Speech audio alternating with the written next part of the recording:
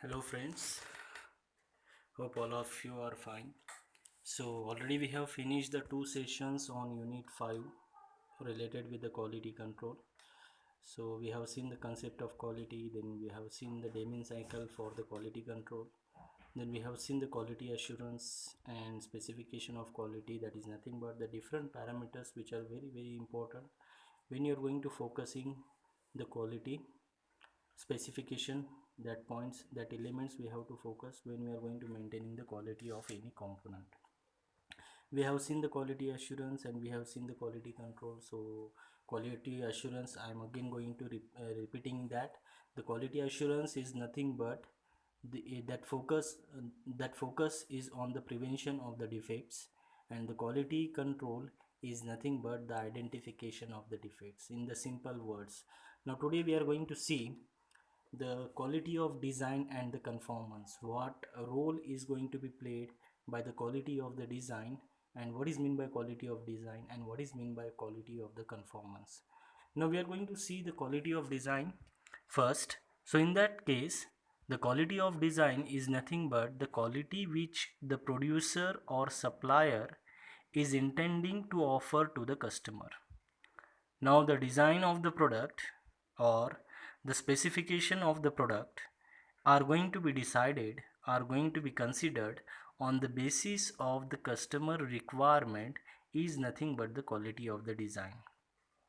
When the producer is making the quality of design of the product, they should have to consider the customer requirement as which is required. As already we have seen, the quality is going to be defined, that is a fitness for use, that is nothing but we are fulfilling the customer requirement.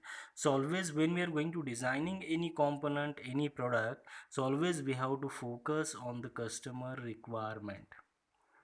Then if the quality of design does not reflect the customer requirement, then whatever the producer is going to be seen that design, if that design is going to be continuing and it will be delivered to the producer and they are following the same design which is not fulfilling the customer requirement, then obviously the produced component by that producer are not as per the specification or the are not as per the specified or the specifications which is required by the customers.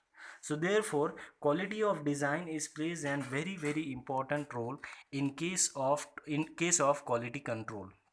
Now in this figure you are going to see the four parameters which are very important. Now the first one, we will start from the product design. The very basic thing when you're going to saying as the quality of the design, we have to design the product as per the requirement of the customer. Now how we have to maintain, how we have to control, or how we have to design the product as per the requirement of the customer, it means that we have to first understand the need of the customer. In the other way, we have to understand the need of the market, and on the basis of the need of the market we have to design the product. In the next case, this is the first step that we have to consider, focus on the customer requirement. Now after product, during the product design, again we have to remember that we have to understand whatever the product we have designed, whatever the product that we have designed for that particular component. So here when we are designing the product, so we have to always remember that what type of raw material is required, what type of raw material quality is required for that particular component. Next, what type of tooling is required, what type of machines are required, what type of skill is required, and what type of handling system which is required for the component. After that, what are the different inspection instruments which are required to maintain, to measure that particular dimensions of the component as per the requirement of the drawing. Then what type of packaging material which is required to deliver that component to the customer, and what type of transportation is required. So all these things, all these parameters are responsible and which we have to consider when we are designing the product. Now we will think that why these things are required, because when we are designing the product and if design is completed and after that it's having the possibility that that component is does not having the feasible to manufacture that component on that particular machine, or on that particular by using that instrument we are unable to take the measurement of the component. So therefore the product design is very is plays a very important role in case of the quality of design.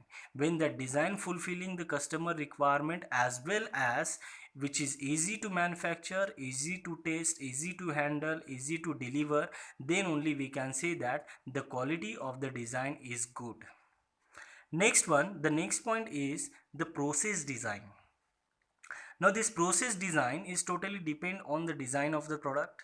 So whatever the requirement of the product, we are going to listing that requirement, and on the basis of that requirement now we are designing the process. Now that process we have to design in such a way that we have to reduce the handling of the component as much as possible, because when the handling of the component is goes on increases, at the same time the quality of the component is goes on decreases. How? Because as already we have seen, we have discussed, when we are handling one component 50 times, when we are handling the component 50 times, 50 times, and at the same time we are handling the component only 10 times, so all of you know that which one is having the more quality? Obviously the 10 times handled component is having the good quality than the 50 times handled. So therefore we have to design the process in such a way that we have to reduce the handling as well as we have to produce that component, and we have to reduce that particular rejection which is going to be offered during the manufacturing processes. Next, the process performance. Now this process performance is going to be measured on the basis of the number of rejection components which are going to be received, or which are going to be formed during that particular manufacturing activity. So if it is not fulfilling the customer requirement, then obviously the process performance is going to be get reduced.